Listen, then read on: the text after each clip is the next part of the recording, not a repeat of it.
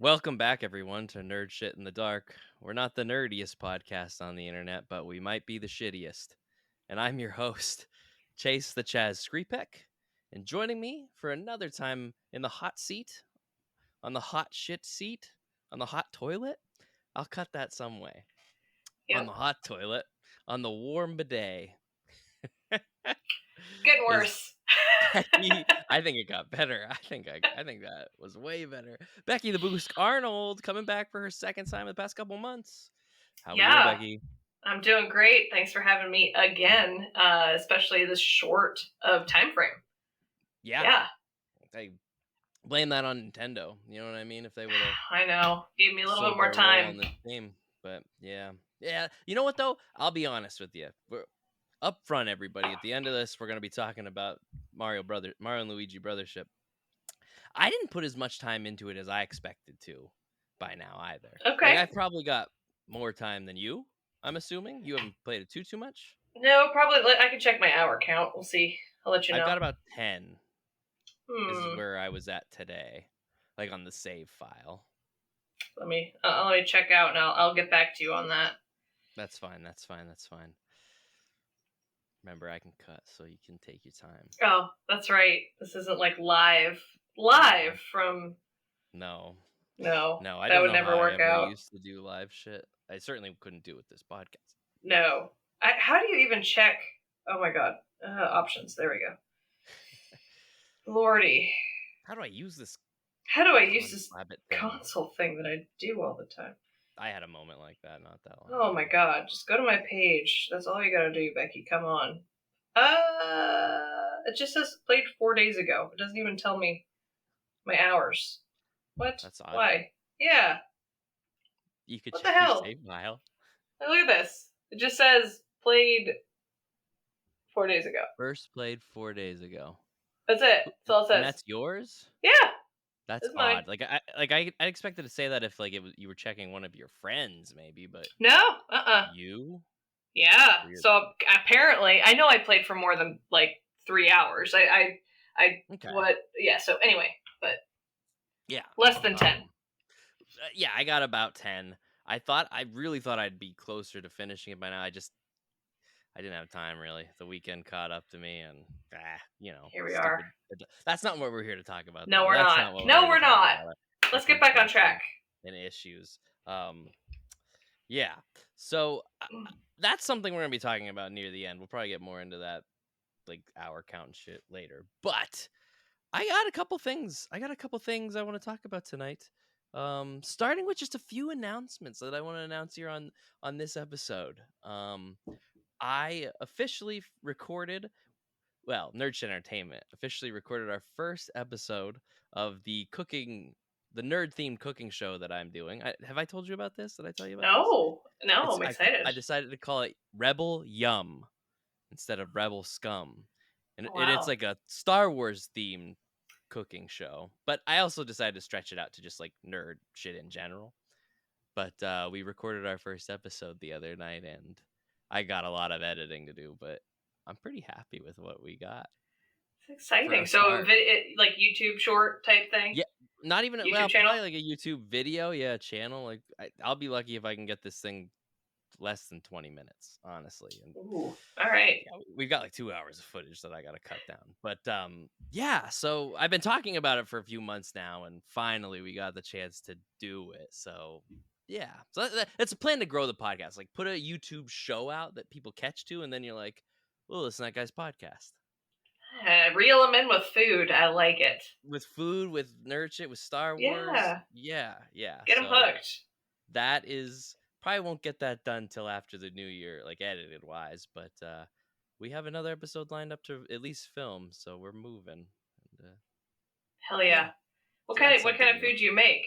Is this souffles and braised pork or something? Just 1 second. Give me just 1 second.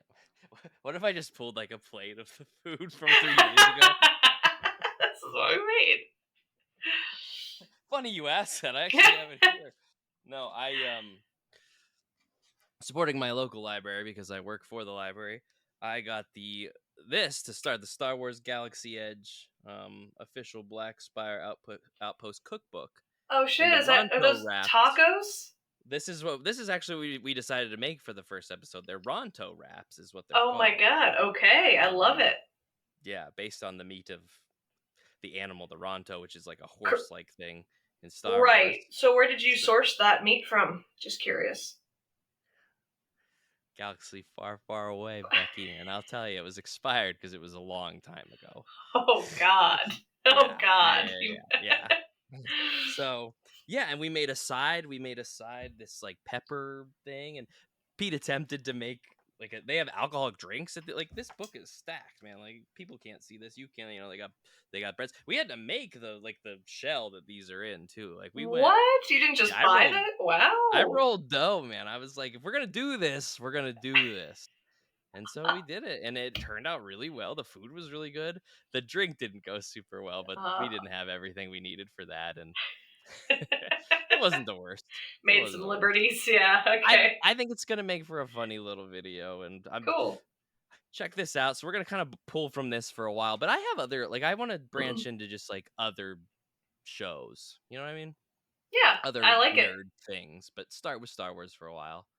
Which that was my segue kind of into our first topic, though. Really was kind of Star Wars based, because I wanted to try it. Not really a new segment on the show, but it's one we don't do very often. And that segment is nerd news, which is there's new nerd shit, but then there's also nerd news, and it's where we just go over something newsworthy in the realm and just talk about it for a little bit. Let's go. So I wanted to start with a quick one before I get into the big one. So kind of my segue hits a little hiccup before. So we were going to go Star Wars. I'm going to take a little dip away from Star Wars and then go back to Star Wars. So real quick. But season 2 of Arcane started this weekend. Have you watched Arcane? Do you know about Arcane? I've not. Let me see. I feel like I've heard of it. Legends. Yes. Cartoon on Netflix. Yes. We only watched season 1 last year, like right after Sora was born, and dude, it's so fucking good. Like I keep telling people, like, really? I'm like this not only is an amazing cartoon show, it is just a good fucking show. I'm talking, I feel like Game of Thrones when I'm watching it. But then it's also like it's like Game of Thrones mixed with a movie I know you haven't seen, but Spider-Verse. What if I told you? Like, I didn't. I didn't think you did. The way you said, I was like, no way. I didn't. I wanted to. I just didn't have time. No, I understand. Because there's so many like well done, like unique animation scenes and styles that they'll mix with music, and everything about this show is good. The story, the characters, the editing, the music. This show has 100% on Rotten Tomatoes. Yes, 100%. I've never seen that. Never seen Avatar: that. The Last Airbender is the only other thing, and probably a couple other things. I think Avatar: The Last Airbender has 100. So I'm talking makes sense. That well, but also like it's a very adult show. Like I forgot that it was. We were watching the first episode. People said "fuck," and I was like, "Whoa, that's right, I forgot." Ooh. This is hard in the paint. So yeah, we watched Netflix is dropping 3 episodes every week for 3 weeks. It's the second and final season. So like they had a story to tell. They're telling it. They're getting the fuck out. But the first 2 episodes came out, and it immediately we were in it. So I'm gonna watch this. It's gonna be honestly probably start it tomorrow because we're looking for a new show. Dude, you guys will love this fucking show.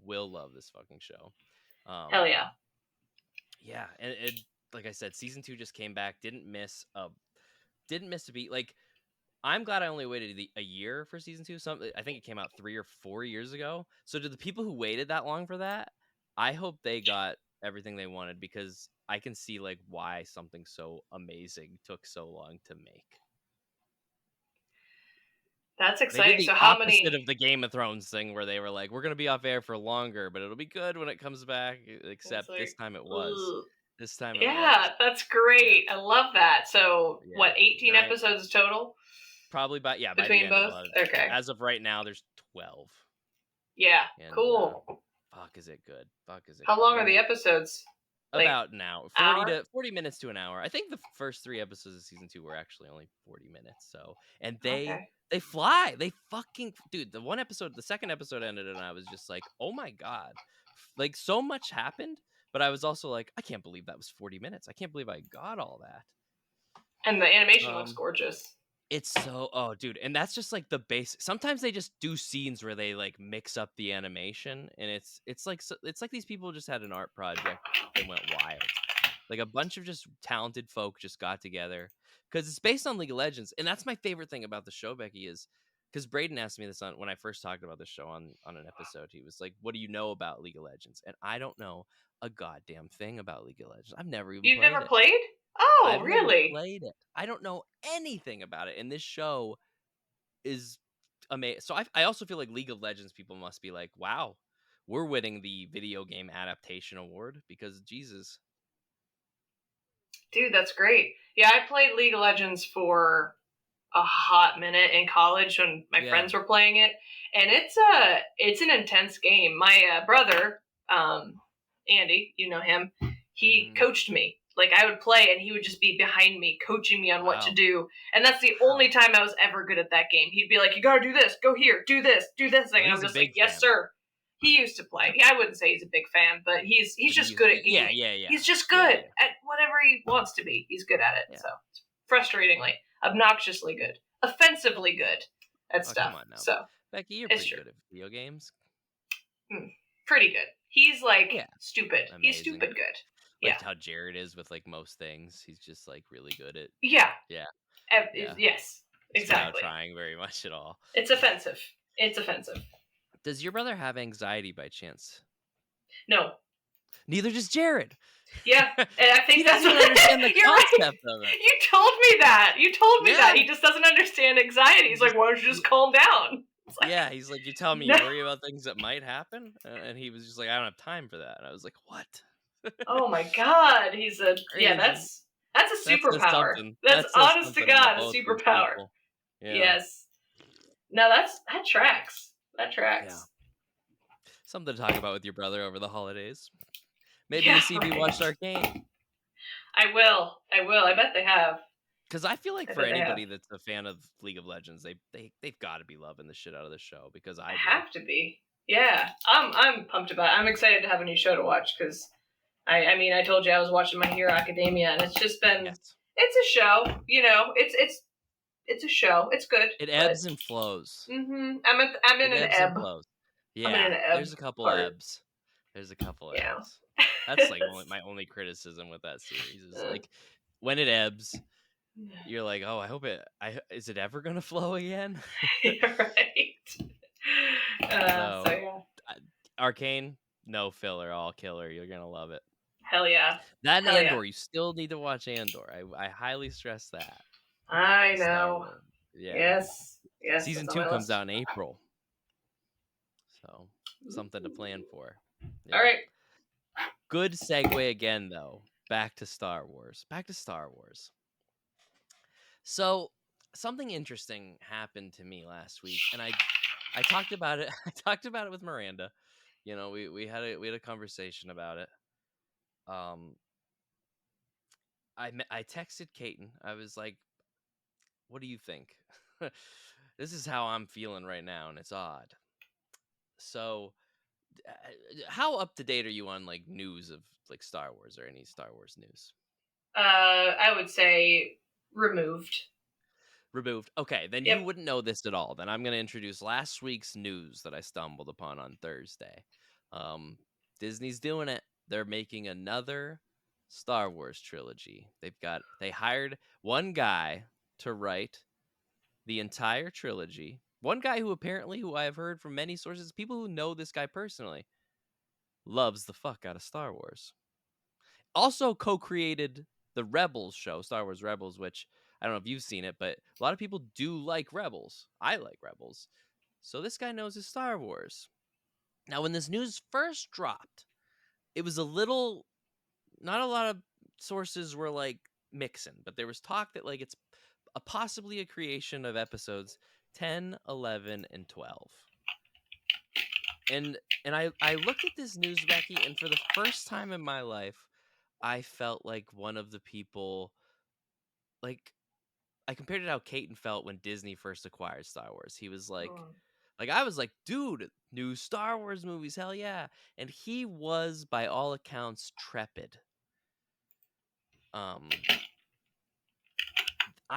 So when I saw the news of this last week, here's the thing, when I saw that it was possibly 10, 11, and 12, I scoffed at it and kind of just closed my phone of like, shut the fuck up. They are not doing this shit.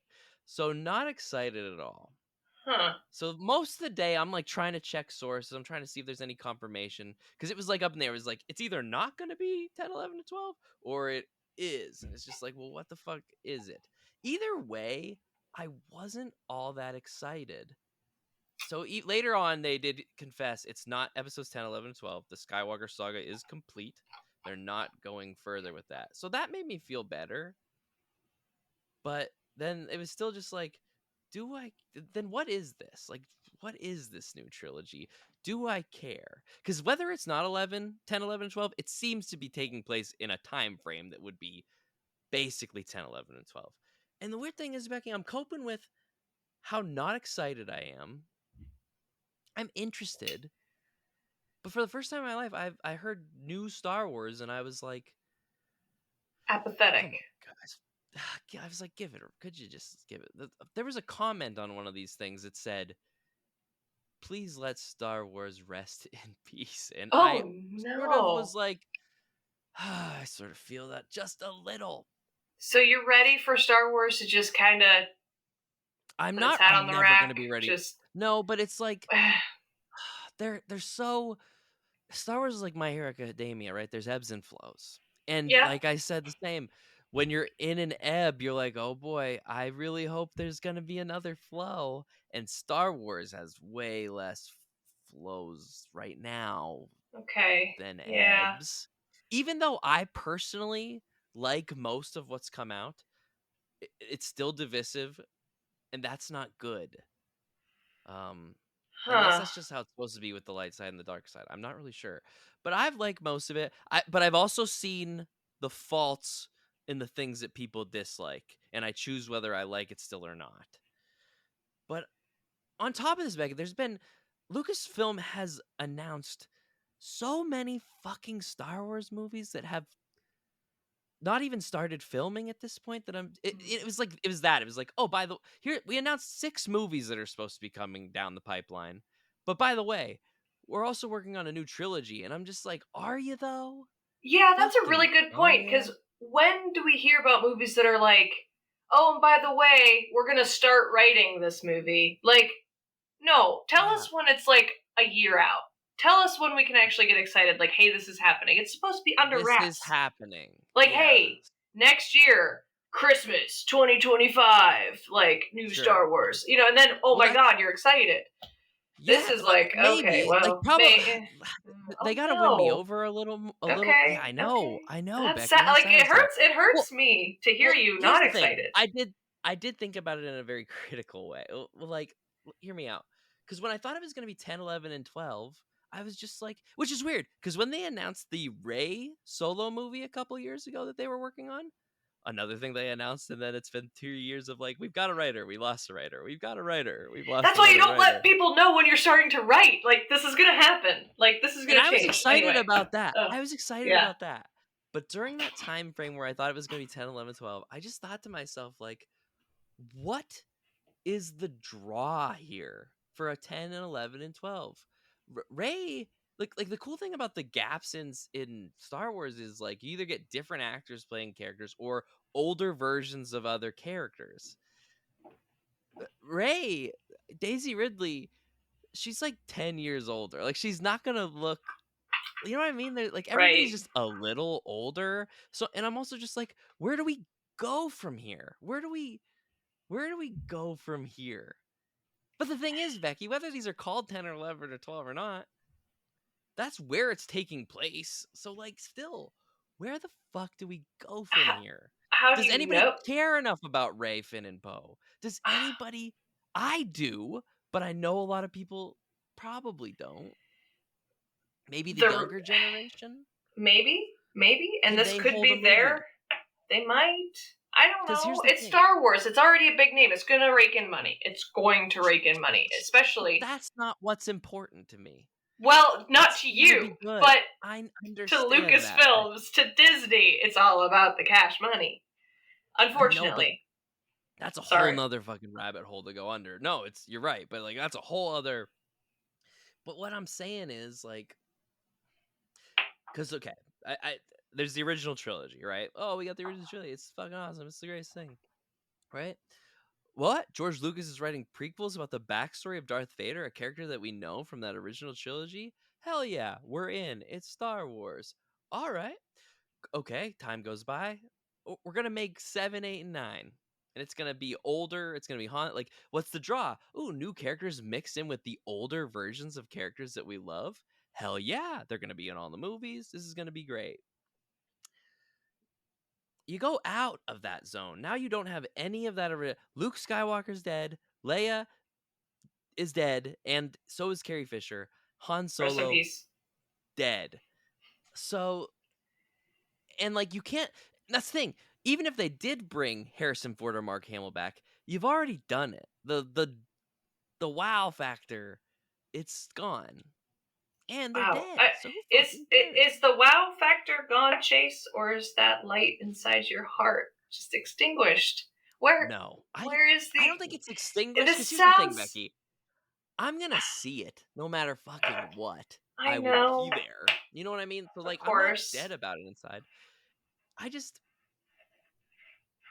it's weird because to me personally, I don't feel like they have hurt me so much that I should feel this way, but I do. Oh man. This sounds like, is this a call for help? I don't know. No, because I still love Star Wars and I'm still gonna, but here's a thought I had on my drive home from work thinking about it that day, because of course I thought about it all day that Of day. course. Of course. But I thought these will be the first Star Wars movies that Sora will see at the movie theater by the time they come out. And that's special. So if anything, they'll always be that for me. I Right. pray they're good. Like I said, somebody that's competent in Star Wars is making them. And if anything, if For episode 9 now. is anything, it's room for improvement. So if they can improve on that, because man, did I not like that movie. This is so early though. He hasn't even started writing. Like, this is not Yeah. gonna be, It's gonna he be a never. while before it's It's out. gonna be a minute, and then budget cuts will happen. The country's gonna explode. We won't have Star Wars anymore. It'll be fine. Man, that took a hard right turn that I was like not prepared for. Sorry. Ugh. Everything's gonna be fine.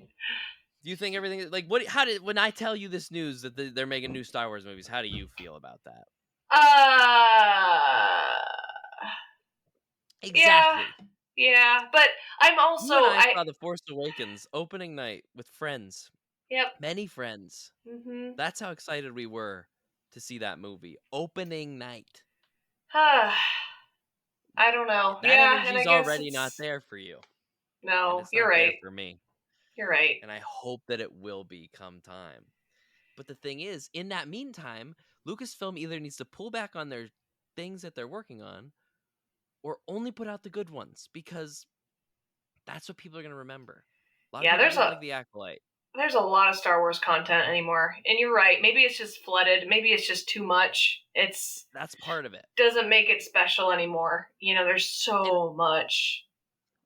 Yeah. And just story-wise, again, and my brain just keeps teetering and tottering. But like, no, I'm sorry, I can't. I don't even want to. I don't want to dive any deeper into it. I'm sorry. This is painful. This is really painful to watch. I'm gonna watch it, but I know like, I know you are, and you know what? You're gonna like it. You're I gonna hope like so. it. Well, Becky, You will. this stems from all my life. I had never left a Star Wars movie and not been happy until The Rise of Skywalker happened. That was the first Star Wars movie that I ever walked out of that I was like, I did not like that fucking movie.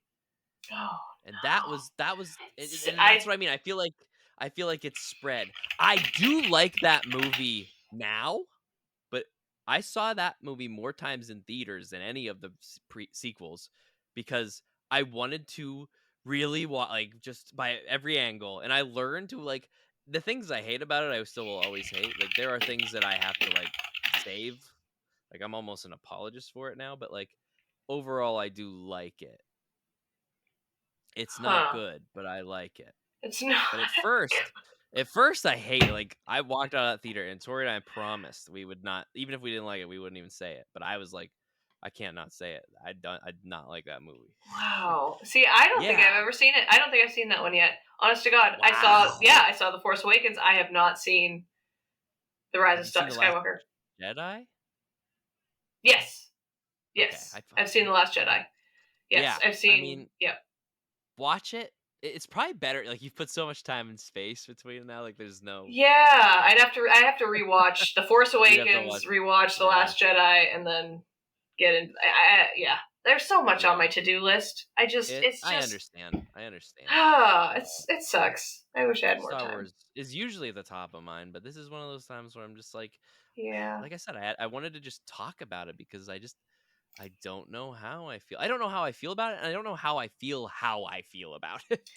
You know? You're processing. You're in the processing phase. Yeah. Strangely. The good thing is there's a new Star Wars series coming out on Disney Plus in a month called I can't remember what it's called. Skeleton Crew. And it looks really unique and interesting, and I think it's actually going to be decent, if not really good. And it's like the Goonies. It's like the Goonies meets Star Wars. It's like kids go on an adventure, but the trailers look really good. Jude Law's there.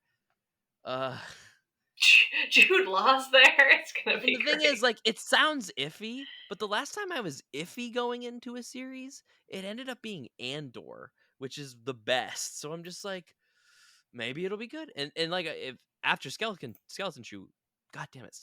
Crew, Andor season 2 comes out in April. So like that'll be good Star Wars. So right, like if Skeleton Crew can be good and this is good, then we're back to back good.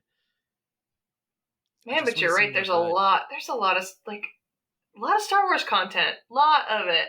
I didn't realize how much there was, and there's a lot coming. I mean, I guess it's Disney, right? They have the people. They're gonna be fine. But wow, they have people. I don't know if they have the people, but they have people. They have people.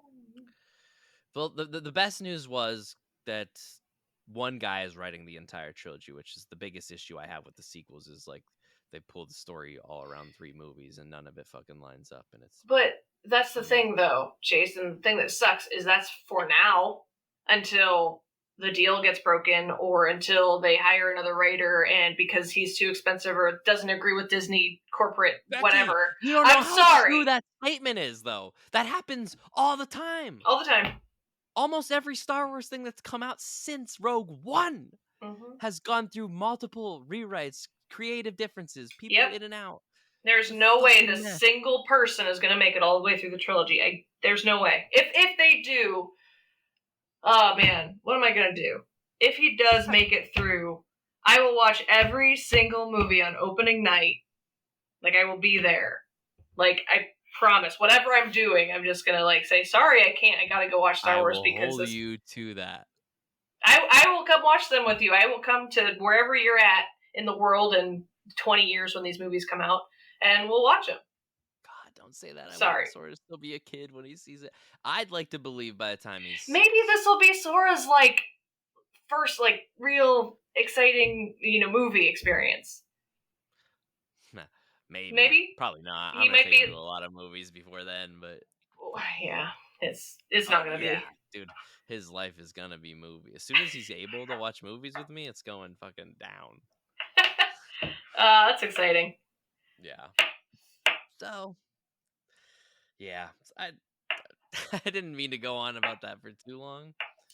I still had that one thing I wanted to bitch about, but maybe it's best I don't. Hey, you can edit this. I feel like you needed to get all that off your chest. I did. So, I really did. Yeah. That now it's out there. you know, you know it, the shitters know it. Anybody who comes around and listens to this, they know how. If we go back in time and listen to me back, I'd like to go back in time when these movies come out, 5 years, listen to me talk about this and see if I, you know, see how I feel. Maybe I can be like, look at you, past Chase, getting all worried about nothing. They're awesome. Yeah. Could be great. Could be great. I turn my light down here. Sorry. No, you're good. And then with that being said, though, I think I'm ready to hop onto the new nerd shit wagon. All right. And that means you, my guest, get to start with your new nerd shit. Are we talking about the new nerd shit right now? Like the okay. So I have again, my new nerd shit is not going to be new to most people, but because I haven't played anything new between now and Zelda, so this is what I got. One of the best games I've played that really surprised me is actually a first-person shooter, which is not up my alley ever, called Bugsnax. It's called Bugsnax? Bugsnax. Bugsnax. Bugsnax. All right. So you haven't heard of this game. Dude, I thought you were going to tell me you were playing Black Ops 6. I was no. Okay, I don't know. I hope there's somebody listening to this and is like, oh my god, yes, that is such a great game. This game blew my mind. It is so fun. It's so unique. You are literally put on this island, right? And you crash land. First person shooter. You're just like, where the hell, like, am I? You're on a research mission or something, right? And you have to trap these animals called Bugsnax. It's literally bugs mixed with food. So you'll have like a hamburger like animal that's running around, and you have to collect them for these people. Cloudy with a chance of meatballs. Dude, it is so good. And like you're playing this game, and you're like, man, this is so fun and quirky. And then the end, and I'm not going to give away any spoilers, but the end is fucking dark. Like you're just like, holy shit! Like this whole thing. What? Pause for just a second. Pause. Yeah. What's going on? My son wants to say hello. Oh, yes. Come here, buddy. Hi, Mitte. Hi, Sora. Wow. Hello. This guy's name is Becky. This guy. Hi. Yeah, this is Sora. He's just always wanting to see what Dad's getting up to when he's on his computer. He's like, I'd like those headphones, please. It's the first time he hasn't looked at this screen, and I've had to say, that's your father's dead body. Because he usually walks into me playing Halo or me playing Space Marines. Like both times I was like, that's me dead again. I'm alive. My god. Yeah. Oh my god. He's so cute. He's almost going to be 1 year old. My god. Well, he's going to need some help with his grammar, apparently, but 1 year. I'll have you know, not only is he going to have great grammar, but he's learning sign language as we speak. Wow! Are you? He's like, no. He's watching videos on it, but I mean, once he gets words down, my little buddy. Aww. This is Dad's side gig.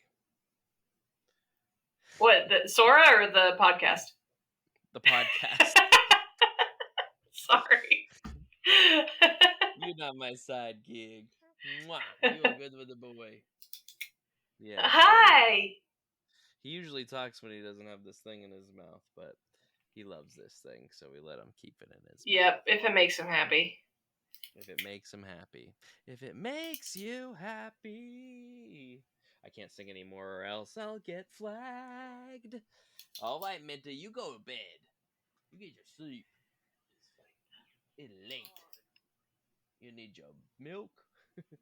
And you need a bedtime. I love you. No. That was an adorable break.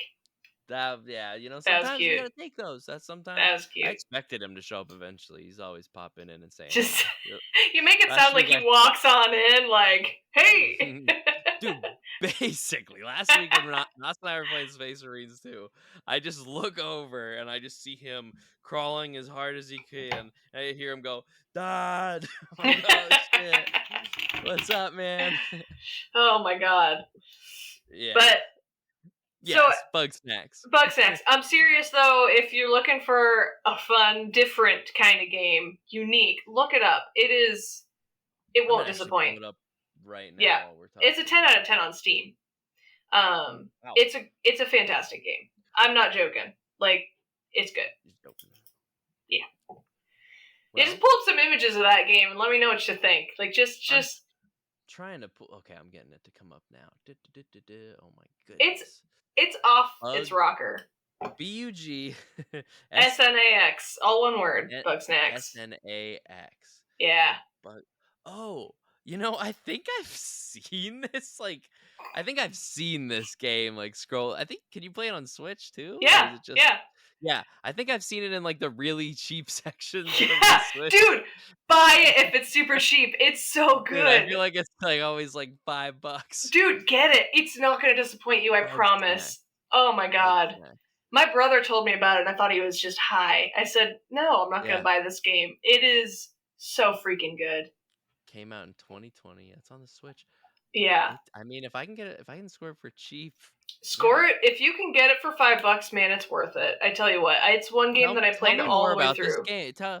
Sell me on this game.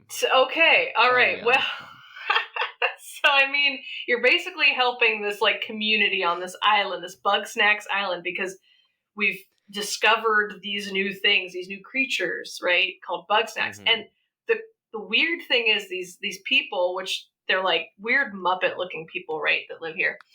They crave these Bugsnax. They eat them, which is really weird. They're cute little creatures that you have to capture, and they give you a bunch of different. You unlock different tools to trap them, and some creatures you have to trap in different ways. So it's kind of like a strategy type game where you're okay, well, I'm going to set this timed trap here. Or I'm going to use this, net cannon to catch this guy. Whatever. There's a ton of different things you get to catch different Bugsnax. And you feed them to these people in this town, and they take on the characteristics of these Bugsnax. They're if it's a carrot Bugsnax or something, it'll their arm will turn into a carrot and be like, "Oh, that was great! I feel so good!" And it's just it's off the rocker, man. It is so you cannot predict where the game is going to go, which is what I love about it. You're okay. Plus, the mechanics are super fun because you're not just going out there it's first person.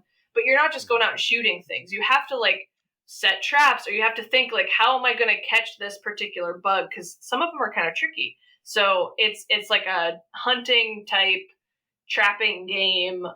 There's a lot of side quests and missions that you have to do for the people in this town, and it starts to get, like I said, it gets dark. The end of the game, you're honestly just have you beat it? Yeah. Oh yeah. I played all the way through.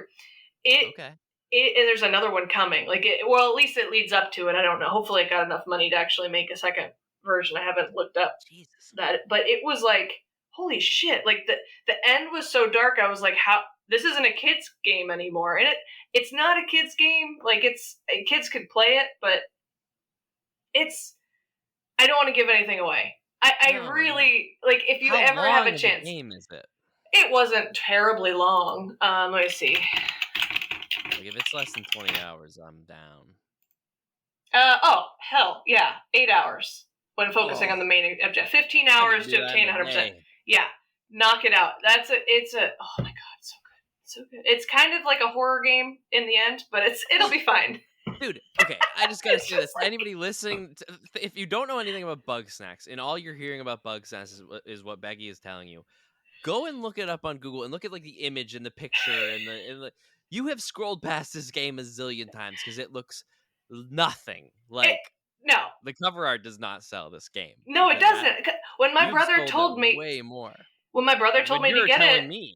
Yeah, I was like, no, Andy, this looks like a really dumb game on the Switch, and he's like, dude, you have to buy it. I was like, fine, whatever. Not disappointed. I don't ever play games 100% through. Like if I don't like them, I put them down. I don't put myself through the misery, but I played this one all the way through. So that's the thing. You know what type of game the box art and like the cover art makes this game look like? It looks like what I'd imagine like the future of dentist office like games will be like when they have when we were kids they had like fucking chalkboards and shit. They'll have like old switches that had like this like because it was always shit. It was always like stuff that kind of sucked. That's what this game looks like. It's like they got Bugsnax here, right?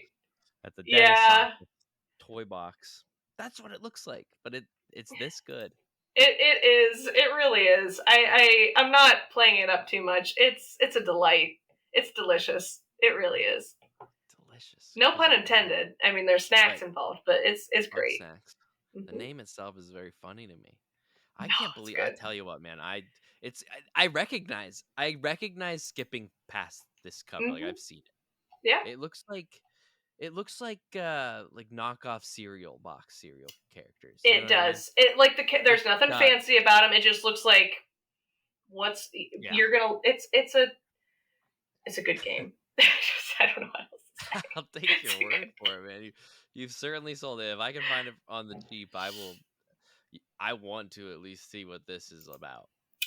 I love when things catch me, and I love when things surprisingly catch me. This one will do that to you. I think right now it's 20. I did not think. Yeah.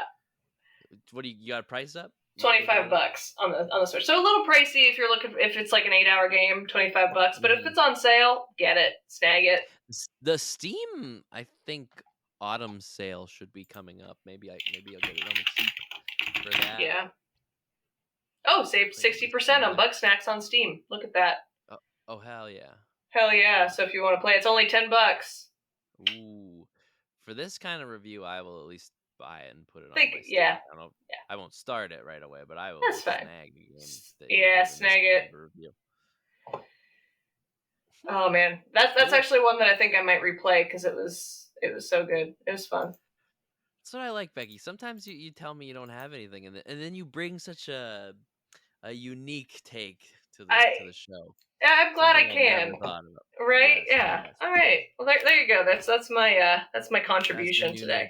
That's great. That's great. I'm gonna play this game. I gotta at least try it out. I gotta grab my iPad because we're gonna hop into my new nerd shit in just a second. Apparently, I've already grabbed my iPad. Oh, yep, there it is right here. Just had to look over. Okay. So I watched a season of an anime over the past week. And I find I like it, but it's a little bit of a mixed bag for me. Now, it's always been a little bit of a mixed bag for me since the day I first heard about it, because I saw the English title for it, and I did not like the title, and I still don't really know how I feel about it, but I thought I'd check it out. It's called Go Go Loser Ranger is the name of this series. Now, the interesting thing about the series, what I give it credit on is that's its English name. It's like Japanese name is Sentai Daishikaku, which doesn't mean go. I think it just means like Ranger Reject or Loser Ranger. They made it into a Power Rangers name, but it's also fitting because it's kind of a Power Rangers type of anime. So here's the thing about this show. I was hesitant on the name for a while. I finally decided to check it out. It's rather newer. It came out in the spring. That's when I first started hearing about it. But the first couple episodes really caught me because I liked the premise. So the premise of it is I've been calling it kind of like a flip on the Power Rangers idea. It makes it more like I find it more comparable to The Boys. Have you watched The Boys? Haven't. I know what it is though. Yeah. Yeah, it's like the superheroes, but like it's fucked up in society. So they're not good, actually. Most of them, if not all of them. that's how these Power Rangers are kind of presented. It's very similar. It's in its own way, but it's very similar. At least with like the red, they're called the Dragon Keepers. So there's Rangers. So there's just like normal Rangers that are under each of the colored Dragon Keepers. There's a red, blue, pink, yellow, same as the Power Rangers. Yeah, it looks very similar. I'm looking it up right now, and I can see Right. there's clear resemblance to the Power Rangers. Yeah. And like going into it, you don't know about that. Like, the show sets you up, it gives you kind of like a layout of where things are. So the premise goes with like 13 years ago, this like ship of monsters invaded Earth, and they were controlled by these things called the boss monsters that were apparently the stronger ones, but they made all these like little like foot soldier fighters that they're just called fighters. They all look the same. They're like this black thing with like a white mask. They're like immortal. They can't die. Like they can get cut up and they regenerate. So, but they're very weak. So they're just foot soldiers, but they have that ability. The they attack, and I think in a year the dragon keepers kill all the boss monsters, and they make a deal with the fighters. They kind of like join forces. They're like, hey, instead of like killing you, because they have like weapons that can kill them for good. So instead of killing them, they decide to set up this weekly Sunday showdown type of thing.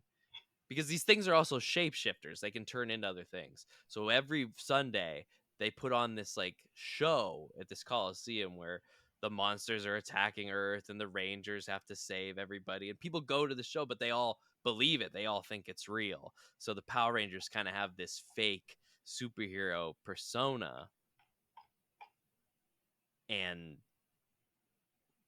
it's odd. So the main character you follow is a fighter that kind of defects from, because he's like, I've been living like this for 13 years. We just day in day out get fucking killed by these people. So he snaps and he like leaves and he shapeshifts into a normal like looking person, and he kind of goes into the Ranger force to get them from the inside. And what I liked a lot about the show is, like I said, it's a flip. It turned the Power Rangers. They're still fighting for mankind, the humans, but they're kind of douchebags. And like the guy that you're following, he's actually a monster. He wants to take over the world. Like that's his goal at the beginning. Like he wants to kill all the Rangers to get revenge and then take over the planet. So everything's just very like, you don't want to root for the Power Rangers, but you want to root for him, but you feel like you Right. shouldn't. So right away, I was like very drawn into just like the idea of it, the premise of it, and Right.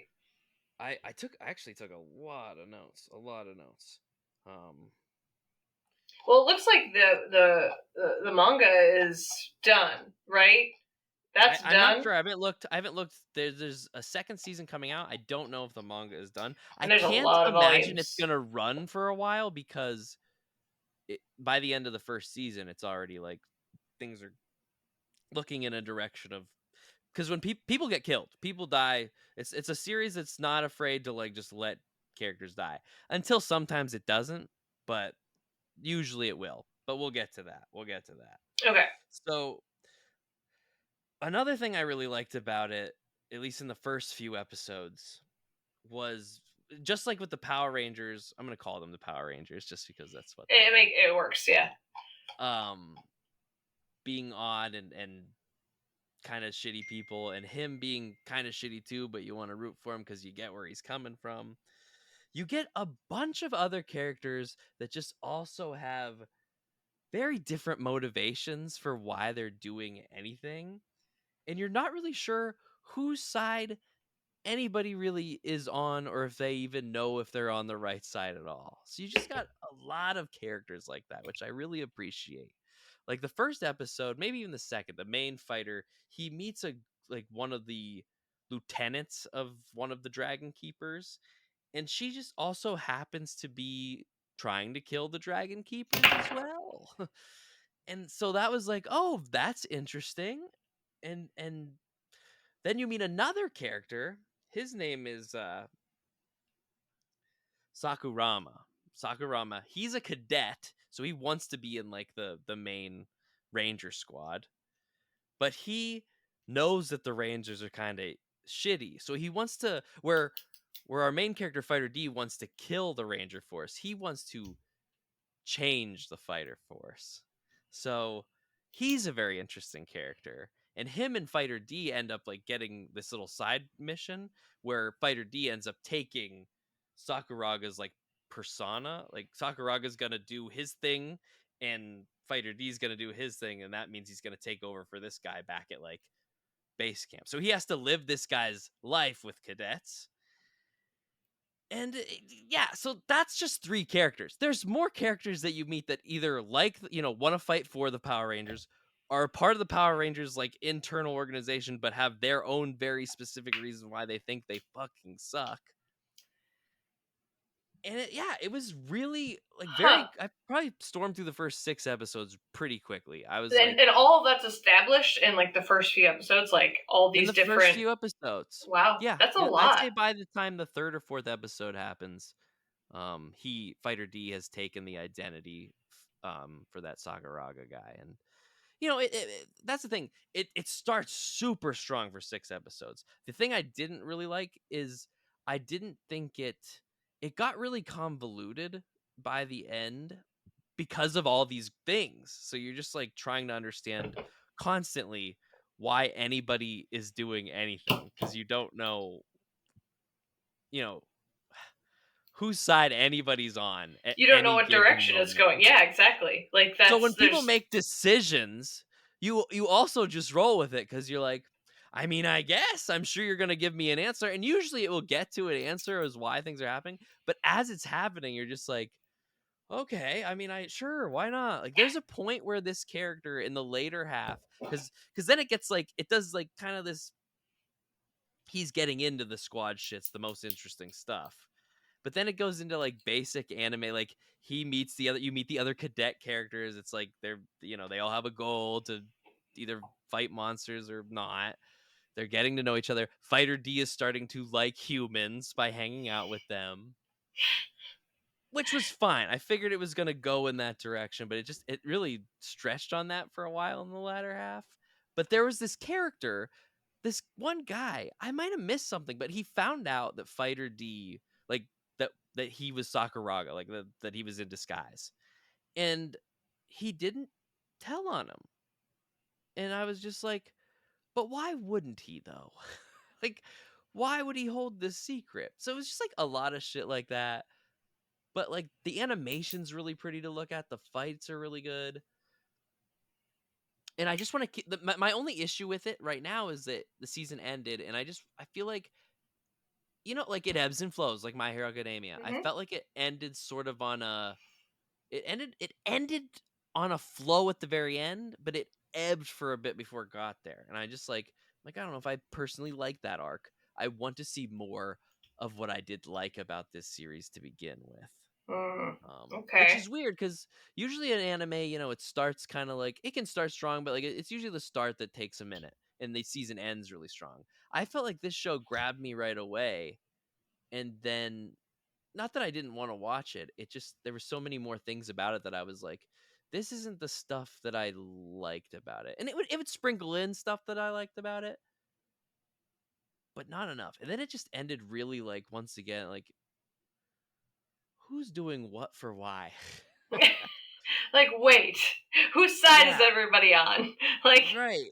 and is there another side that I don't even know about? That's And there's sometimes things that happen that just makes me go like, should I have known that? Was I supposed to know that? I Like it hate ended that. with this like Yeah, character that looked like a fucked up version of a character that we did know, but I was just like, was I supposed to know that his face got fucked up? Like did I see that right, happen or didn't I? I right. don't know. You're right. Yeah, I got you. So I don't know. It's the season 2 is coming out in the next spring, and I will keep watching. I think I like the aesthetic. I like the idea of like diving into kind of the minds of all the Power Rangers because they're all kind of shitty, but in a different way. And there might be one Right. or two. The Red Ranger is Homelander from the boys, which people who know the boys will understand. Like just the fucking king psychopath, but like super powerful. Well, yeah. I mean, the show is called Go Go Loser Ranger, so it's of course they're gonna have some drawbacks on each of them. But so Well, is and you know what though? Sakurama. Yeah, the go ahead. the Pink Ranger? Is that what I'm seeing? No, Sakurama? so Or is that? Sakurama, they go by their last name. So she's the sister of the main Oh, okay. I was gonna character. say I thought the Pink Yeah. Ranger was supposed to be a girl. Like I just. She is. She is. All And right, all she's right, the all right. sister. So she might actually be one of the ones that is actually good, but also Okay. for her own reasons. Because you get some interesting backstories. Everybody has like a different reason why they either hate the Rangers or hate the monsters or want to fix the I Rangers. gotcha. And Okay. that's where the real meat and the potatoes are. You're just like, I like these characters enough. And then, like I said at the end, you get introduced to a lot of like random characters. So you start just like going along with everybody. Like, I'm sure as Oh the yeah. series goes on, I hope they kill some off. I hope it gets a little more Attack on Titan-y, so I don't have to keep up with so many. Oh, speaking of Attack on Titan, I'm just picked that back up again because I haven't finished it yet. I'm finally. Oh my god! Like getting to the end, but yeah. Anyway, tangent, but so good. so No, good, you're fine. so good. So good. Good things that deserve to be talked about. So ultimately, I'd give this series of my recommendation list like maybe like an 8, 7, 7.5 out of 10, maybe, because like Wow, that's still pretty it good. has a lot of potential. Like where it shined really well. Something I felt like I wanted to see more of was like, so Fighter D, he's immortal essentially. He can transform unless he gets hit by one of those weapons that can kill them. He can just regenerate and shit. So you're never really too worried about him, but he's also like super weak. So anytime he gets into like fights, like he gets into a fight with Rangers, like Rangers, like twice, maybe 3 times. But you're always just kind of like, he's not gonna be able to do anything here. And they never do anything with him. Like he gets a little better during the cadet arc, but like not enough that by the time he was fighting another Ranger by the end that I was like, can he do this? And he didn't. Like he still technically didn't. So it's like, okay, like I want to root for this guy. Like I thought he was gonna get a fucking Ranger uniform going into this show. I thought he was gonna be, not that his outfit isn't bad. It's just, I don't know. And there's tropes. I forgot to talk about. One thing I liked about where the tropes like kind of flipping the genre on its side was there's this battle very early on in the series where he's fighting this guy who's like training to be the lieutenant for the Red Squad, and it does this like reverse on on Full Metal Alchemist where it's just like it's very like humans aren't immortal, like this is why we're stronger, this is why we're better. But in this, like the villain, who is the Ranger character, not our guy that we're following, is giving these speeches, but you as the watcher are like, fuck this guy though. And the bot, like the monster guy, explains why monsters are better. And it's just like, wow, like you don't usually see that. Like a lot of anime are like humans because we die, yada yada. Right. And the first couple episodes are full of little things like that I really liked. And I think my problem with it by the end is I don't know how this guy feels. Like he likes people, but he still wants to rule the world. He seems to want to be friends with the humans, but he also is killing people. Not sure where it's going, but Interesting. I like it. yeah. Okay. I like it too. I liked it enough to sit through 12 episodes of it the past week. I mean, the raving review is not there, but It's it not won't raving, be. but I still liked it. All right. Let me just make sure I think I hit all my dislikes. I wanted to hit my likes and dislikes, and I kind of went mix and match with all those, but yeah, I don't know. Anime, you never know what you're gonna get. There's one that Miranda and I are currently watching called Dandadan, and it's fucking amazing. That is a 10 out of 10. I think my brother told me about that one. It's Dandadan. only like 5 episodes in right now, but I am like, it's funny and it's just solid. And there's so many things about it that are just like, damn, this show's making me feel things too. Oh no, feelings. Yeah, I already talked gross. about it on the podcast before. Otherwise, I would have talked about it this week. But I am just telling you, as another voice, check that show out. I've been telling a lot of people, it's fucking so good. Noted. I'm probably gonna watch Arcane first, but Definitely, absolutely watch that first. Absolutely. Though I will say, Down to Dawn's only like 20-minute episodes, so like you. like shorter ones. Yeah. So Up to you, but I would say if you want to just feel good about something that you're watching, Arcane's a good place to start. Heck yeah. Awesome. All right. What's next? What's next on the agenda? I could say one more quick thing, but I think it's best we just move into the main Yeah. subject, the meat Yep. and potatoes. Let's do it. Becky, Let's do it. lead us into it. Lead us into it. This All is your right. guest show. This is you. Super. Get a So I podcast mean, out of you yet? yeah, right. Like Chase mentioned my last time I was on the show, it's I'm a Nintendo girl. I like Nintendo games. I like, the stress-free world of friendly gameplay. One of Her those mom's name is games. Nintendo Nancy. That's Just a not. coincidence. It's he's not wrong. I can't verify that, but he might be right. Yeah, one of my favorite games series that I enjoyed playing on the 3DS specifically for the Mario and Luigi Super Saga games. Thought the mechanics were awesome. I usually am not a fan of turn-based fighting, but Nintendo makes a way to make it fun, make it exciting, keep you interested. Make it very fun. Yeah, and I really enjoy that because usually I get real bored with turn-based games. But what? Yeah, you want to say something? I was just gonna say I could turn you on to a lot of other ones that are similar to that keep you active during turn based that are actually really good games. I'm sure they are, and I will get that list from you. I will because I heard Persona is good at that. Dude, but yeah, I've been playing their newest one. It's fucking awesome. Yeah, I need to play those games. But back to Mario and Luigi. A much simpler game. Loved them. Loved the games, and so when they announced a new one finally, because I think what the studio that put them together or whatever was responsible for the Mario and Luigi games disbanded, went bankrupt. I don't know. Whatever happened. Like so I was pretty excited when I heard there was another one coming back. They just threw it at us. They just threw it at us in the middle of the year.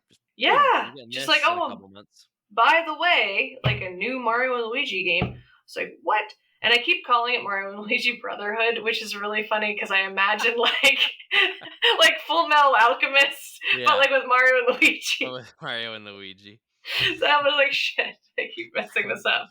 That could be fun. That could be really fun, actually. You should put that on our on the cover for this episode. Is Mario and Luigi on as the Alchemist brother. Yes. Let me have some fun in the on the Microsoft Paint. Yeah. Hey, now, come on. Sorry. But anyway, what I'm here to talk about is Mario and Luigi Brothership. And I'll tell you, I haven't played a lot yet. As I told you, I think I fought the first boss, and I'm on the next little current or whatever, however you travel on the ship. Yeah. And so here's my first brief overview of the game. Basically, you are absorbed into this other world. No, I don't really have a lot of details on that yet. Don't know why we got absorbed into this other world, but God just chose you. Huh? God just chose you. It's true. You're just chosen, and poof, you're in this other land, and it's something must be happening because everybody is getting pulled in. Yeah, right. And you slowly figure that out as time progresses. Like you run into toads, and you're like, what are you guys doing here? And they're like, what are you doing here? And you're like, I don't fucking know. We're on an island that's moving 100 miles an hour in the ocean right now. Somebody tell me. So it's, they don't really give you a lot to work with. I'm sure the pieces will start to fall together as the game progresses. Sure. I'm hoping. But the beauty of Mario games is it doesn't really have to. It doesn't. You're just there to make people's lives better, I guess. Hey, our island's broke apart. Can you help us? And of course, Mario's like, it's a me. And he goes and saves the day. Motherfuckers are always just getting places. Right. Who knows and to lead. Oh my gosh, yeah. And Luigi is a goofball as ever. Every cutscene with Luigi, he's hurting himself. Or, oh no, look at me, I'm tripping and falling. And hello, Luigi. He's funny. He's, classic. So you laugh. Right. Yeah, exactly. Yeah. So here are my thoughts so far. Okay. The gameplay, the fighting style, I like. However, I am several hours into the game. I think you get the first bros attack, which is like the special attacks that take BP to actually use. You get the first one after you beat the first boss. So like you go the whole first arc of the game without having any special moves. Unless I screwed up. You're giving me a weird look. No, I think you're right. Yeah, I'm just trying to think how long I it didn't was. have any I've had special mine moves for a while now, but Okay. I remember being like, yeah, you're right. I'm just real far into the game, and I'm tired of taking out enemies one by one. Like, and the fighting mechanics, they're fun, but they're very repetitive right now because I only have jump, and I finally got the hammer. So it's like, yeah, you have that down pat. You're like, okay, A, B, hit, B, A, hit, like over and over and over again. It's a little long that they do that, and even when you get your first bros, it's still only something that can hit one person. Right, Mario's only hits one. Luigi's does hit all of them, but it's like you gotta wait to use Luigi to use it. So I'm a little frustrated at that aspect because I really wanted to have some more cool moves because I think the fighting is one of the best parts of the game. Yeah. So, I will say you get a little farther on and they add another battle like pretty far in to still be like, we're gonna give you a tutorial of this game mechanic. But you do get more like things and perks, and they're kind of like badges, sort of. Yeah, I saw in the review or whatever. It's like a little plug that you plug it in. That. Yeah. Right. So that has been helpful because I haven't gotten there yet. I think that's what kind of pulled me away from playing it as much as I would have liked to as well. Is that I was just like, okay, I like this. Like this is fun to even just jump and hammer and dodge. Like it's still fun. Right. But I was like, I could use a little more, especially comparatively. This game for me personally comes on the tail end of it's been a couple months, but my just blast that I had playing Thousand Year Door Remake. Oh, such a good game. Such a good game. Such big shoes to follow. Yes. You know? Yeah. That was a perfect game. And like, I'm still having a great time, but I'm not having as fun as I was when I was playing that. Right. And I think that's why, because like I was obsessed with that. Things are a little different in my life right now. Maybe I can't be as obsessed with it, but it's also just like it's almost like it's not. It's like surface level deep. Yeah, it's good. I don't want to say I don't like the game. It's I'm having a fun time, but I'm not invested like I was with Thousand Year Door, the replay even. Like I'm invested. Like that game is, I don't know if deep is the right word. Right. And like it's I don't know. There's more to Brothership, I think, that's coming because you have, all the challenges. Like I finally got side quests, so I'm glad there's some side quests going on. I like that. There gets to be too much, but they no, that sucks. There but gets like to be a lot. And oh no. Oh, dang it. It's like, it's stuff to do. It's stuff to do. It is. It's content. But I don't want content. I want, like, value added. I want, good rewards. Because most of the rewards I've been getting are like, hey, here's a syrup. Like, I don't need another fucking syrup. Like, Mario and Luigi are just walking around. Some nice, like, hammers. Yes. I'm hoping. I've done shit like that now. Yeah, that's good. I'm about 10 hours in. Yeah. But the combat does pick up a lot more. That's good because I'm so and the other thing, and I'm dissing it a lot because I feel like I need to talk about it. These things out of the way. I got it.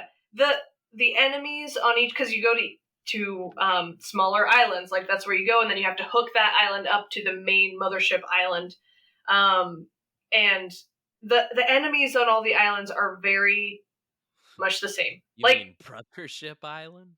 Brothership, yes. Sorry. But no, I don't know if you noticed, but every island, like, you have two or three, maybe, different types of enemies. So I'm like, oh, look, another freaking Seedle. Like, let's fight these fucking Seedles. Oh, these Seedles have little droplets of water on their heads. Oh. But they do the same exact thing. Oh! Like, I don't know. It's like the mechanics for fighting them all are the same. And then my next gripe,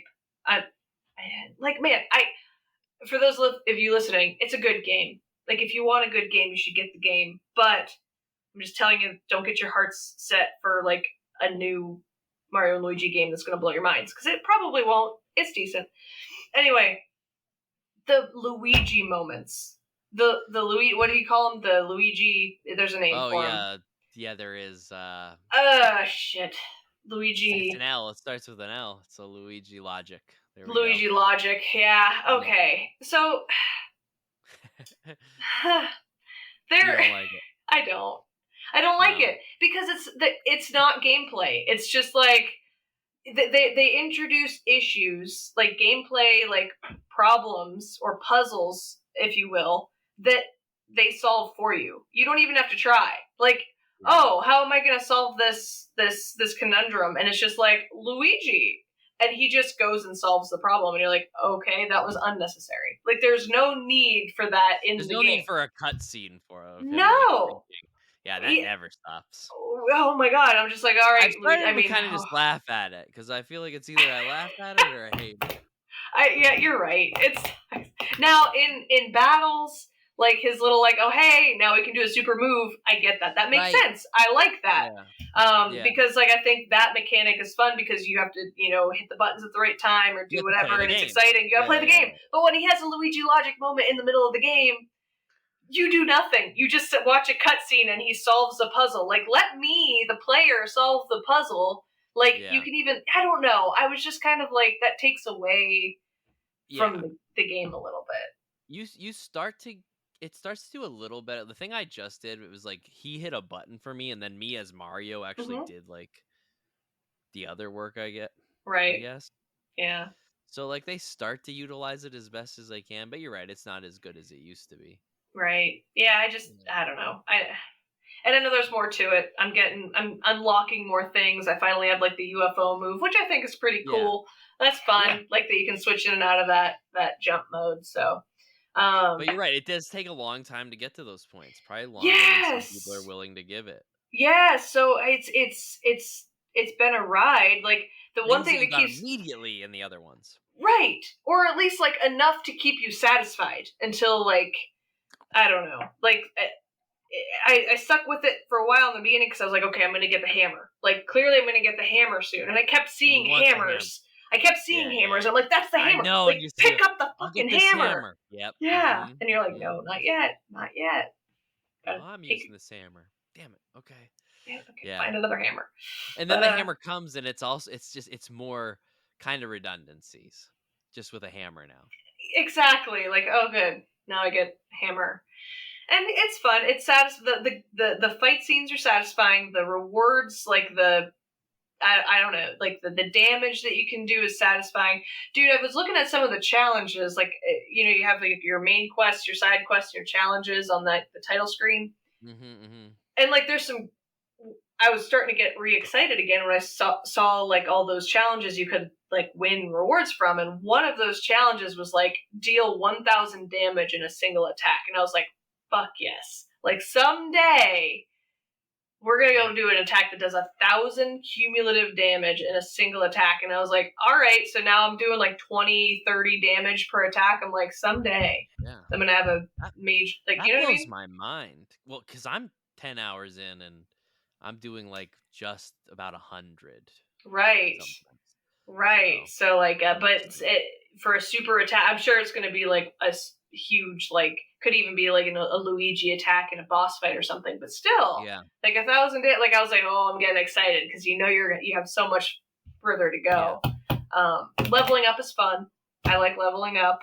I wish you could do a little bit more with picking what stats to increase. Like, you can only do that like once you hit those like rank levels, which is weird. So because in the other games they let you personally pick which things got boosts. Right, but you don't really have that. Like, you get a little something like that. Yeah, they definitely twisted it up a bit. I don't know. Yeah, you have to wait. You go with it though. That's the thing.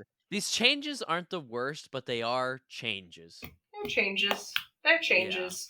Like, I like the skill tree that you get to. It's not really a skill tree, but when you get to, like, I'm level 8 or 9, so I got to like the turtle shell rank or whatever, and I was like, oh, I get to pick a cool thing, like, oh, cool, but you get to pick one, and then you have to wait till level 15 to pick something else. Yeah, like that's why I gave Luigi and Mario both extra experience. Yes, me too. And that did make the next, because I think I'm level 17 right now, but okay, the next batch of levels go up quicker.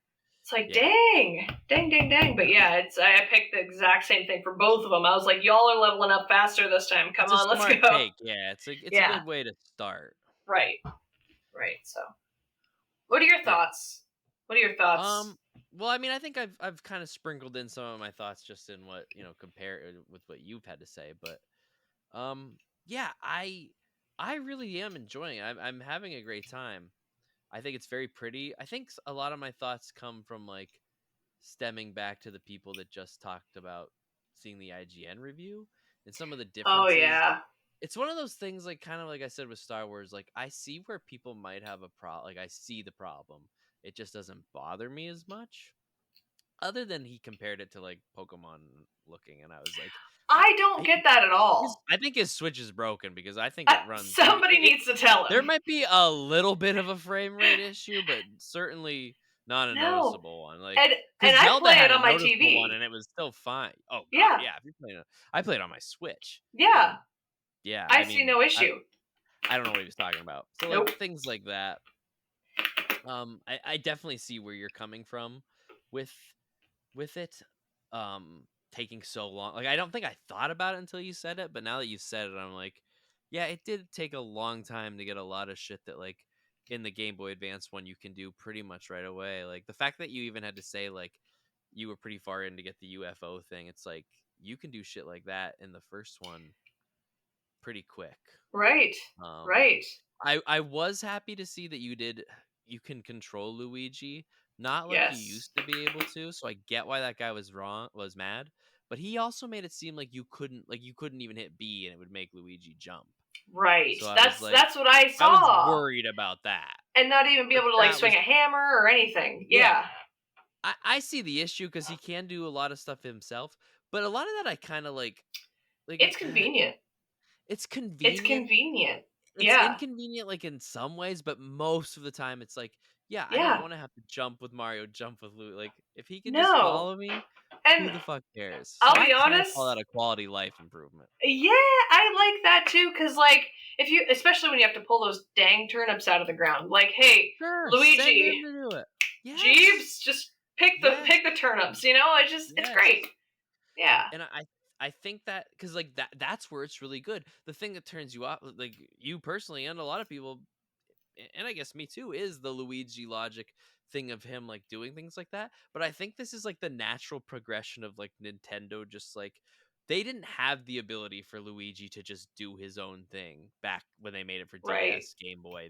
So now they're just like, this is how we upgrade this. And some of those upgrades or changes might not be for everybody, but Nintendo was like, we're gonna make Luigi do stuff because we can now. Exactly. You'll buy it, and you will. Yeah, it's true. I'm not gonna not buy it. Right? I freaking pre-ordered it. Like, I'm that person because I'm like, it's a new game. I gotta play it. I don't care. Even if I read that IGN review and my, like, heart sank a little bit, but I still would have freaking bought the game. I would have. Same. I would have. Same. I same thing happened to me. I saw that review and I was like, oh no. Oof, I know, it was so harsh. But it definitely motivated me to go look at other reviews, and most other people were very positive. Right. But, like, that being the first one, I was just like, oh my god, and usually IGN's one I lean on pretty hard. So I was like, I even looked up the guy who wrote it to see, like, what other games did he review?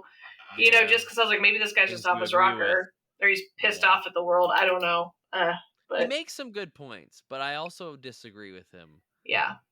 I'm so glad you texted me. It's a 7. Like, at worst, it's a 7. At worst. At worst. Yeah. I forget what he gave it. What, a 5? Yeah. Bad. Cinco. And, like, not good. I've seen things about that, like, everywhere, and seems like most people are at least having a fun time. But, like with Star Wars, when I see there's issues, I gotta at least talk about them.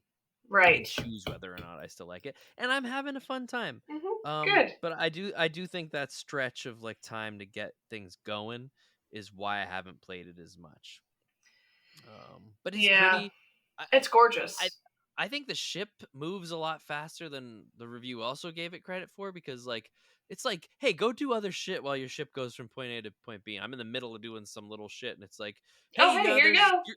you've already been on this current, and you're at an island. You should probably go back and get on the telescope. Right. Fuck, Jesus, this thing's flying. So honestly, they give me a little more time with that kind of shit. Dude, that ship like moves. Just look at the one. You're just like, oh my god! If somebody fell off of this ship, they're fucking dead. Like they're drowned. More people. There's more people every day. Every time you save an island, like you're just like, all right, guys, we got to put up some guardrails or something because we're gonna lose them. Something, because one bump and it's oh my god, over society. All the good people in society currently are dead. Yeah. You better hope one of those birds swoops up and takes you away. Oh, one thing, and I don't know if you have an answer for this. So, in these games, especially in like the Mario and Luigi or even Paper Mario games, Mario RPG, they all have very witty, or maybe witty's the wrong word, very punny dialogue, right? Like this, like Mario and Luigi Brothership. You were right with witty. They're chock full of puns on electricity and things like that. Like it's just every single bubble is full of puns, right? There's always something that they're like saying that you're like, electricity, current, so funny. How do we translate? Because like obviously this is made in multiple different languages. How does that translate? How do you? Because like English, like they're using the English language, right, to make these puns and these jokes. Like makes sense because they're the same word for both things. But in other languages, that's not true. How do they make it work? How do they make that read like across different languages? Do you? I think that sometimes I really don't have an answer, but I do think that sometimes, especially with like English dubs of anime and stuff. Right. So I get what you're getting at, but I do not have an answer because it's also something I've pondered. Yeah, and it's every phrase that they say, every freaking text bubble has some sort of like pun in it, and maybe it's just like super dialed down for the other languages, but like, man, how do they make it work? I don't know. I feel like you'd have to talk to somebody who knows Japanese and has played the Japanese game, and like they'd have to compare and contrast with you on that because yeah, you're right. Puns are not puns and jokes in general are different for every culture. So, and it's not just Japanese and English. It's they make these games in all different languages. Like I don't understand, but maybe it's just not as funny enough. It's just like super serious. Like people are just like, what are they talking about? Like sometimes some anime dubs, they'll be like, listen, you want the Japanese script, we're gonna do it. And as English speakers, you're like, why the fuck would they be talking like that? Maybe that's how it is with these Mario games. I guess so. I don't know. But yeah. Good thought. But you do think it's a funny game? Are you still laughing at the jokes? I'm like, oh, that's clever. Every once in a while. It's good. Like the writing isn't. I think Thousand Year Door was funnier, but yes. I think this is still like, I think that one opened my heart up to this kind of humor a little more, so that this one I can just take and smile and play. Yeah, it's nothing that really surprises me. I'm never like, oh my god, that was so funny. It's more just like, haha, like hee hee. And that's all I want. That's all I want from a Mario game. Yeah, like, I don't expect fucking belly busters. Right. Even when I played the ones I really like, I'm not like, oh my god, I'm gonna tell that joke at work tomorrow. Like, it's just funny. It's like Avatar humor. You just roll with it because you like the people involved. Exactly. So you feel like you know them. Yeah. On this earth, there's probably a few people I can say I feel like I know as well as I know Mario and Luigi. So like, it's true. Know. Although I've pretty much known them as long as I can remember. Do you think the way that they make the Italian like they just say like basically gibberish, but when they talk, do you but it's Italian. Yeah. Do you think that's like a little bit like derogatory? I'm just like, how do Italians feel about this?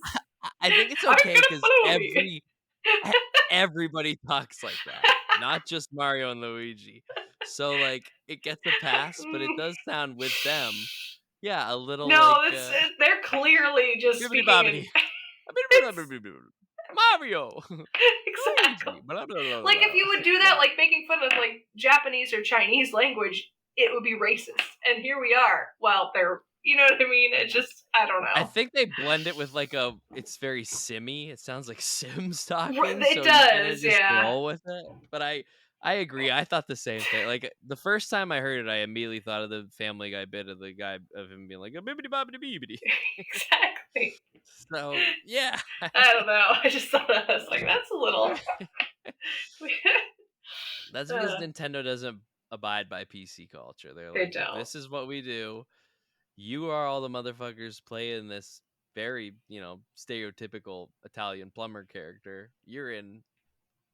We're not changing now. Nope. And I don't expect them to. No, I don't And either. I don't want them to. there are some things I would like them to change a little. I've seen people talking about this online a bit, and it's something I get why this change happened, but I also agree.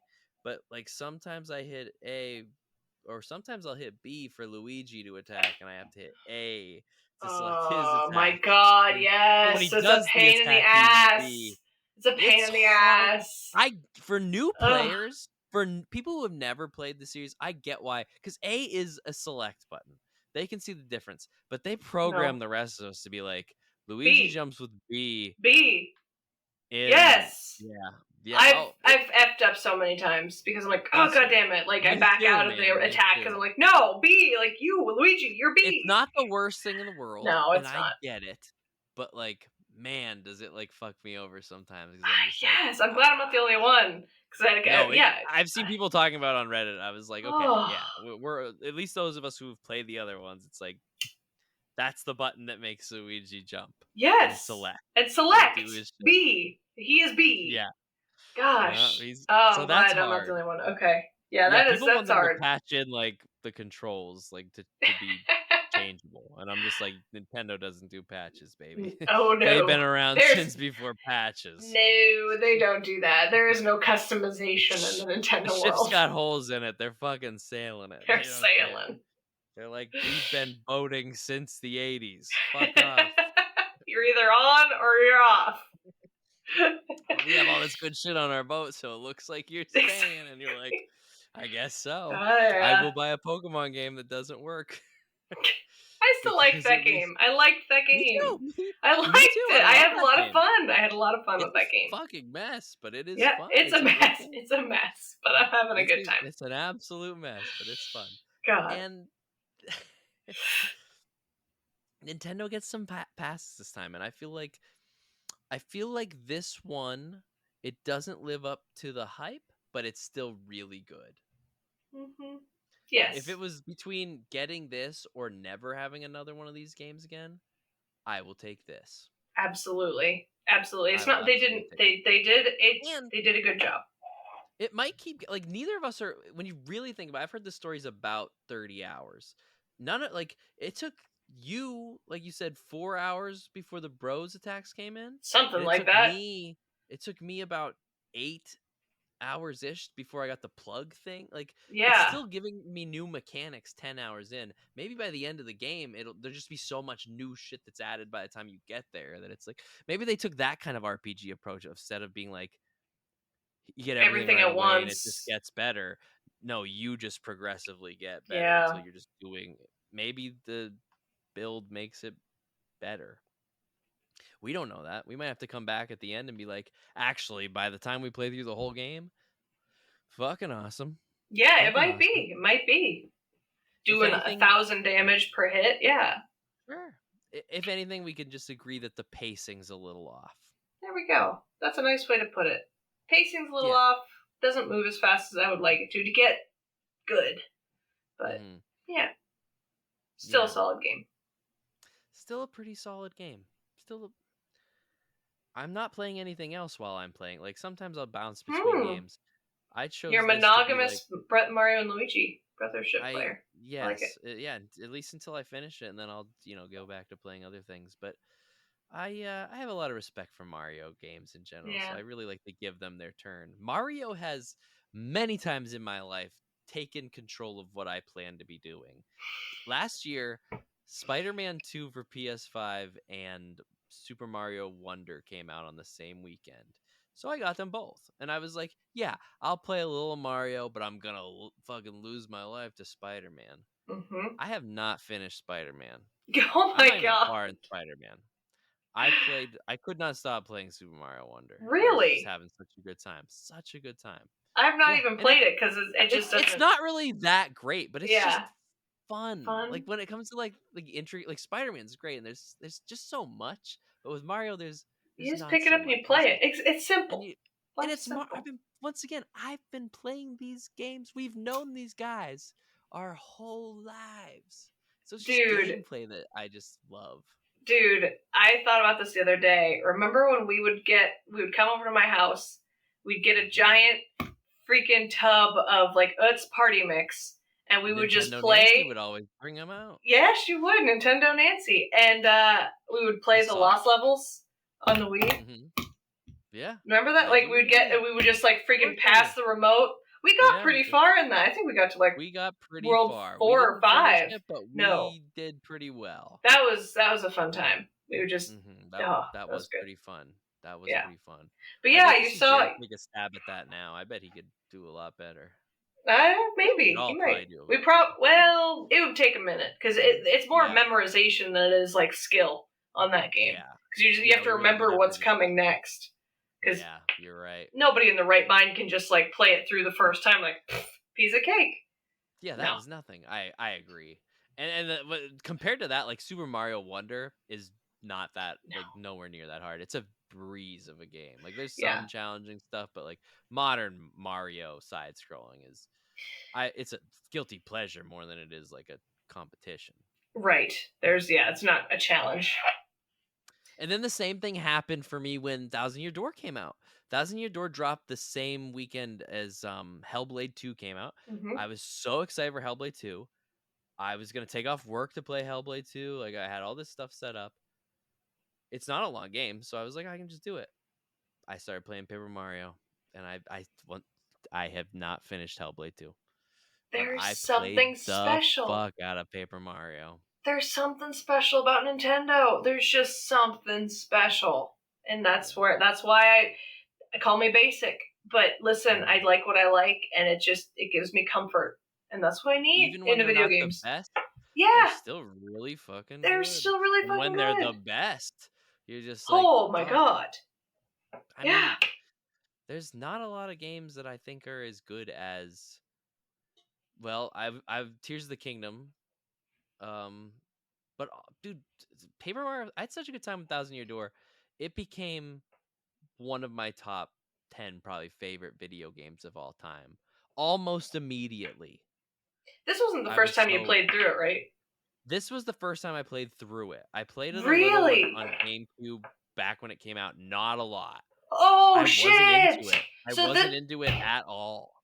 I had all these fucking Mario RPGs when I was younger. Like I had Super Mario RPG for the Super Nintendo.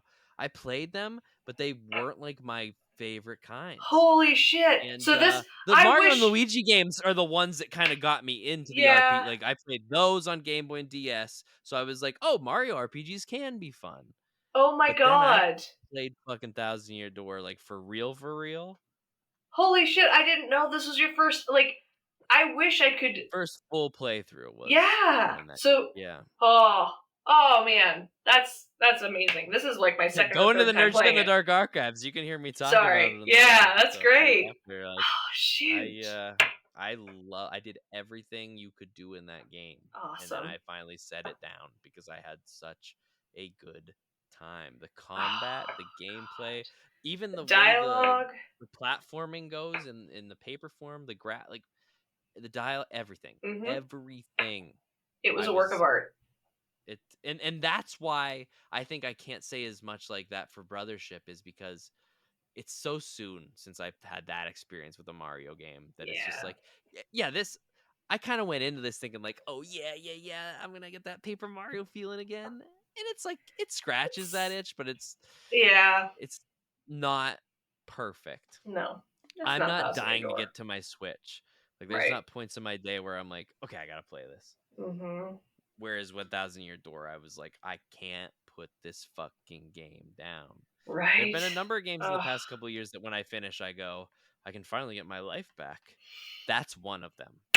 That is one of them. I say that sort of often, but like only to the ones that I can't put down. And they're all Nintendo games. Fire Emblem, I played through a Fire Emblem game a couple months back. That did the same thing. Tears of the Kingdom, you could say, gave me a fucking renaissance into just playing video games in general. Oh, God.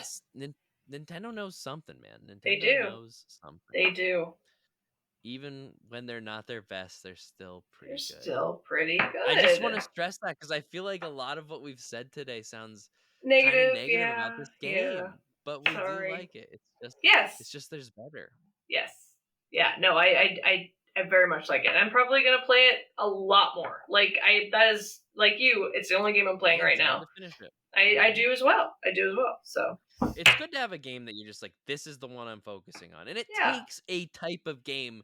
Like if it wasn't that good, we wouldn't give it that. Mm-mm. No, I would easily put it down and be like, I don't have time for this because I don't have time for that. But it's yeah. Oh sure, like it's one that I play at work, whereas Paper Mario was one that I played at work, at home, on the bathroom, in my bed at night, like anywhere I could get a fucking second. I gotta play Mario. I got home from work early one day, and I did the whole 100 down the fucking Oh tube my challenge, gosh! fought the Nice. dragon at the end. I was like, I'm just gonna play for about 20 minutes. I played for 2 fucking hours. Hell I yeah. killed that motherfucker. Nice. Fuck, it was just so much fun, man. So much fun. What do you get for beating that? I forget. What do you fucking get? I think you get some kind of badge. I think you get some kind of like badge that does like double damage or oh hell yeah, something like that. Yeah. The one thing I do enjoy playing it through this time, I know we're talking about Paper Mario, but like when I was a kid and I played it, I did not use the badges like I probably should have. Like I wasn't that strategic. Like I love playing it now as an adult with like a brain. I'm like, oh my god, like badges. Like, and I just, oh my god, I love it so much. Like I forget what badges I have equipped right now, but they're like, I do so much damage. Like I hardly ever have to go into 2 rounds of combat because I'm just like OP. But I love it. And that's where Paper Mario is also like one up on this one, because it's like there's so many combat things. It's you and just another partner, but you also have multiple partners to choose from. Like the gameplay mechanics in Paper Mario is just like it's so much. Whereas Mario Luigi, they essentially just do the same thing. Right. It's still fun, but it's like, and like you only have like there are so many different kinds of hammers, different kinds of jumps in Paper Mario. Right. And like there's different kinds of hammers in this, but they're just hammers that give you different amounts of damage. Yeah. Right. As opposed to like different things. And these plugins kind of do that, but still not to that quality. Level. Yeah. Yes. Well, and I don't know if Nintendo right now is just like focused on making these games simple for like the younger generation, but at the same time, like I feel like the younger generation is even better at video games now than we were because they grew up with iPads and tablets and everything else like we didn't. You know what I mean? Like that's a thought. Yeah, that's definitely a thought. But like they should be more challenging instead of simpler, in my opinion. Like 1000 Year Door it could be a pretty intense game with all the badges and the things you have to do. Not intense, but like you could make it intricate. Yes. Yeah. Whereas Mario Luigi right now, it just feels like it's like a level of simplicity. It's just a little more simple. And I don't know if it's because they're really trying to push to the younger generation. They're like, you 30-year-olds that grew up with Nintendo, you're too old to be playing games. Stop it or something, which is stupid. I don't think. Play other games. Yeah, I don't know. Totally not. Yeah, I mean, and it's a good thing that it happens with a series like Mario that is even the harder Mario RPGs. They're not the hardest games in the world. No, but you know what I mean. But still a little less than that. So, yeah. Still a great game. I get, but Nintendo does that in a lot of like Pokemon. Also, like the tutorials in those have gotten like handholdy. There's Yeah. yeah, I think that's another thing that helps that they keep their games fun, because even when they want to be handholdy, that you're still having a good time. You're just like, you can, I can figure this out, Nintendo. It's all right. Aw. Remember It's how like much fun you let me have with Tears of the Kingdom? I can, if I can do that, I can do this. Just saying. But Mario is for kids a little, so I know. it's tough. It's tough. Mario should It's grow tough. up with us. Like he should grow Yeah, up with maybe us. it's one of those things where we should maybe learn about our own mortality and not Oh try to make God. Mario grow up with us, because he's an immortal being and we're not. That's something to say one. We're getting deep. That's the in the dark part of That's this at the end. series. There it is. There it is. That's the in the dark. Mario, an Mortality. immortal being. Mario, it's a me. Oh God. Okay. Yeah. There you go. I think that's I think we've said our piece on I this think game so. and Mario in general. I think so. It's my bedtime. 8 out of 10. We'll give it an 8 out of 10. 8 out of it's 10. about my Sounds good. flow. All right. Well, cool. Then that's all we really had to say. That's all we really had to talk about this episode. I think we covered quite a bit of stuff. I cannot wait to give this fucking Bugsnax. Bugsnax. Yeah, Bugsnax. Maybe. Hell yeah. I'll keep you posted on that one. Please do. Yeah, and the next episode after this, I'm planning to be doing a Wicked and Gladiator 2 double feature. Wicked! So yeah, I'm we're excited. doing a double feature Awesome. and hopefully recording right after we watch both. So Sweet. that will be the next. That's the agenda for the next episode of Nerd Shit in the Dark. But until then, everybody, thank you for joining us. You can follow us at Nerd Shit in the Dark, all sorts of places. We even got an Instagram, yada yada, Gmail, all that good stuff. Find us. And good night, sleep tight, and do not let those shit bugs bite. We love you.